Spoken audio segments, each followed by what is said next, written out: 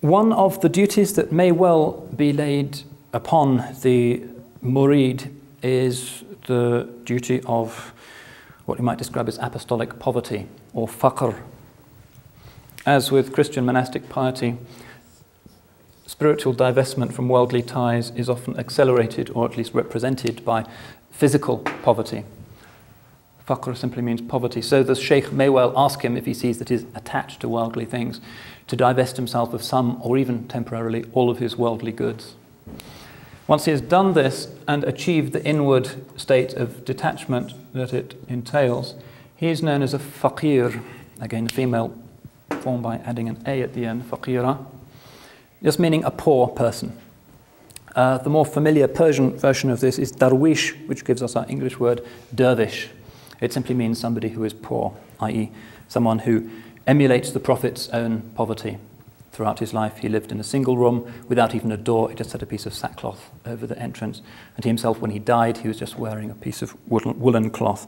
So later pietists frequently went to great length to emulate his example of poverty. Now, the purpose of Fakr was the whittling away of the sort of incrustations of worldliness which have, rather like a cataract, grown over the spiritual eye with which we are meant to see God. And this process, through these faculties of dhikr, of fikr, faqr, and the other mystical virtues, are inescapably difficult and painful. If you go into the zawiyah of one particular religious order in Istanbul, you'll see that there's a beautiful calligraphic plaque on the wall. Traditionally, rather as in, say, New Mexican Catholic piety, people will donate statues, the santos, to a sanctuary. You'll find an equivalent in a lot of Muslim traditions, but they won't give statues, they will give calligraphic plaques, which will be all over the wall with Quranic verses beautifully inscribed. Now, one of these in this particular place in Istanbul has the Turkish word teslimiyet written on it, which means submission. And you'll see that the dots in this word are picked out in red. And if you ask them, why on earth are these dots in red, they will tell you that that's because the submission to God is so difficult that you cry tears of blood. And the tradition assumes that this is a difficult path. It is the via purgativa. But the hardships must be endured, just as the hardships and sadnesses of childhood and education have to be endured if one is to become a full adult. Spiritual education, even more than physical or moral education, has to be difficult. Rumi has a beautiful poem, which I've actually included in the handouts. I'll just read through it for you. The grapes of my body can only become wine after the winemaker tramples me. I surrender my spirit like grapes to his trampling, so my inmost heart can blaze and dance with joy. Although the grape goes on weeping blood and sobbing, I can bear no more anguish, no more of your cruelty. The trampler stuffs cotton in his ears, saying, I am not working in ignorance. You can deny me if you wish. You have every excuse. But it is I who am the master of this work. And when through me you reach perfection, you will never be done praising my name. So it's difficult. Submission to a spiritual guide is a difficult thing.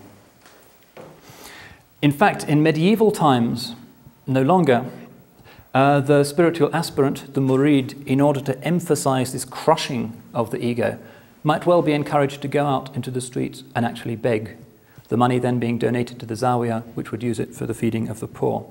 And the function of this was to break the pride of the aspirant. And a familiar sight in traditional Muslim societies was the wandering dervish, wandering through the streets with his heart-shaped begging bowl, and perhaps also in Persia or Turkey, carrying a kind of ceremonial hatchet with two blades which would symbolize the fight against outward as well as spiritual enemies, and going from door to door and begging, perhaps singing religious songs and so forth. It was really an everyday sight in Islamic towns until 2 or 3 generations ago. So, characteristically, there might be 3 years of initiatory purgative practice, and after this the initiate might find himself invested as an outward sign of what the sheikh perceives and knows to be his inward progress with a robe known as the khirqa. Often this will be a patched robe as a symbol of the state of apostolic poverty. And often this will be a formal robe worn by the sheikh himself, which is hence redolent with his blessings. And over the course of one's spiritual wayfaring, one might well acquire several such robes from the various spiritual teachers from whose presence one has benefited from.